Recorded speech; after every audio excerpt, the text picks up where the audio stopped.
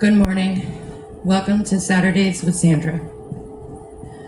This month's topic is bullying. I believe that every single person will face some type of bullying in their lifetime, whether it be directly to their face, indirectly behind their backs, or witnessing someone else being bullied. I found a couple of poems I liked that pertain to bullying. For me, they spoke deep within. The first one, Words Are Weapons, written by Michaela Parker. Words can be a weapon. They really, really hurt. Kicking and pushing, not all.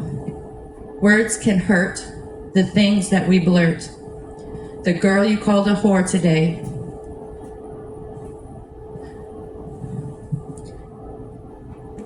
Yeah, well, she's a virgin. That girl you called fat just because her ass was curving. I know it's not easy not to talk about someone, but when you called that guy a nerd, he was the teacher's son. He hung himself last night because he was hurt. His mind was filled with fright because of your words. When you look at people and tell them, well, you look pretty today, it makes them feel better about themselves because someone finally didn't say, ew, go away. When you gossip with your friends, yeah, that is bullying too. Because that person is not there to say, hey, that's not true. People say they don't realize how bad it really hurts. Bitch, whore, slut, and fag are deadly weapon words. One could kill in a day, or maybe even hours. They really do hurt, and they have a lot of power. 7 continents. People go through it every day.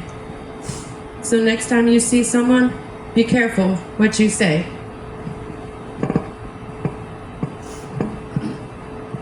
And the second poem is Words Are Weapons, slam poetry written by a digital poet.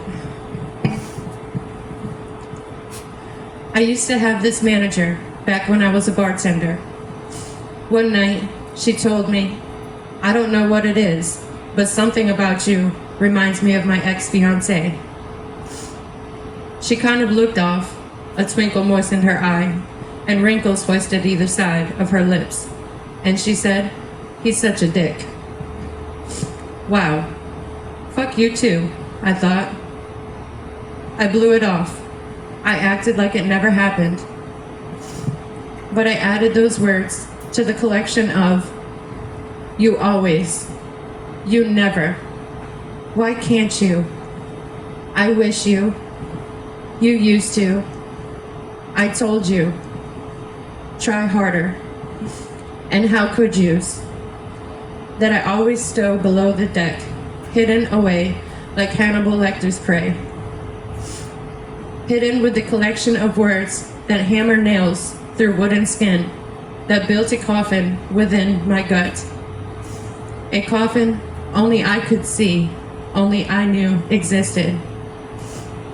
It was a coffin encasing a collection of words that hurt, that sting, and when there's no outlet, those words fester, forming fear, foaming up like crashing waves, creating an ocean of excuses to lash out. Words are weapons of personal destruction. We know this as a human race. We're taught as children that sticks and stones break bones. But the hard truth is that a crooked comment can rip guts from stomachs, smash esteem like ants under a 5-year-old sneaker. And calluses don't form as easy as one may think. Years ago, I had a gym teacher who scared everyone. I hid in back corners near rubber tumbling mats, to ward off lightning bolt remarks. One day, he said to the smartest girl in the class, "You know the girl, the one who always fucked up the grading curve." One day, he said to that girl, "If only you had as much drive in the gym as you do in math, I bet you would go far." That smart girl said nothing. She just added those words to her own coffin inside. But her coffin was not thick oak like mine. It wasn't designed to hold the hurt or channel it anywhere like into a poem.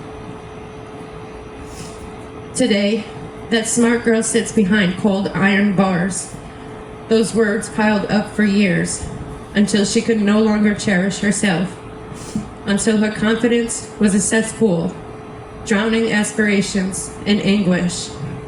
And so one day, when that boyfriend, the one who ran around behind her back, lashed out, she lashed back. Her outlet was 9 mm. She sunk the swollen words of all her verbal beaters in the form of a bullet in that cheater's head. Words are weapons of personal destruction. We know this as a human race. We're taught as children that sticks and stones break bones, but the hard truth is that a crooked comet can rip guts from stomachs, smash self-esteem like ants under a 5-year-old sneaker. And calluses don't form as easy as one may think. I'm not saying everyone's made of glass, but not everyone's a soldier either. So think about what you're gonna say before you say it. Because a bully doesn't always hide in the shell of the biggest kid on the playground.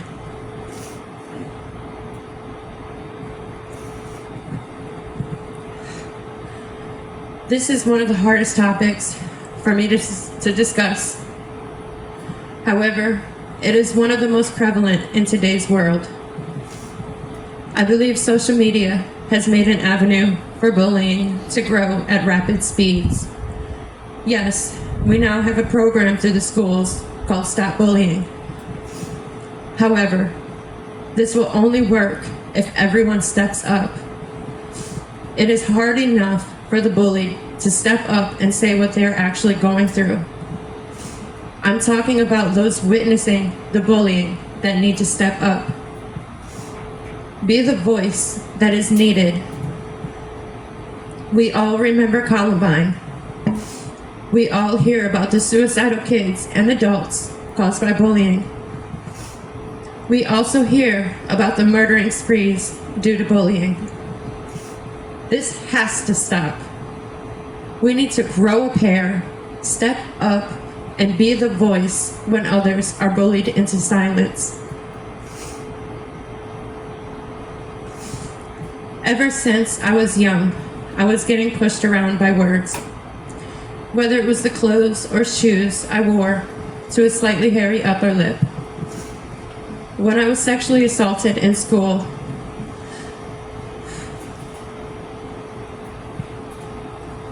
suddenly, I was a whore and a slut.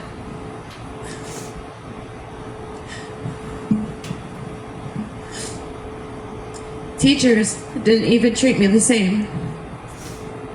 They gave dirty looks like I was the scum of the earth.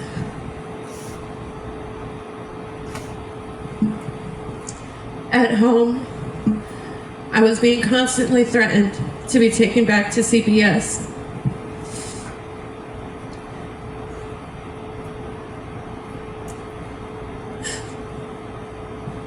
The phone calls made that sounded like she was on the phone with them.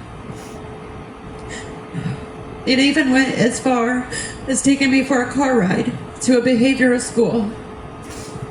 All the while, I was under the impression I was going back to CPS. There was a trip we toured in DC.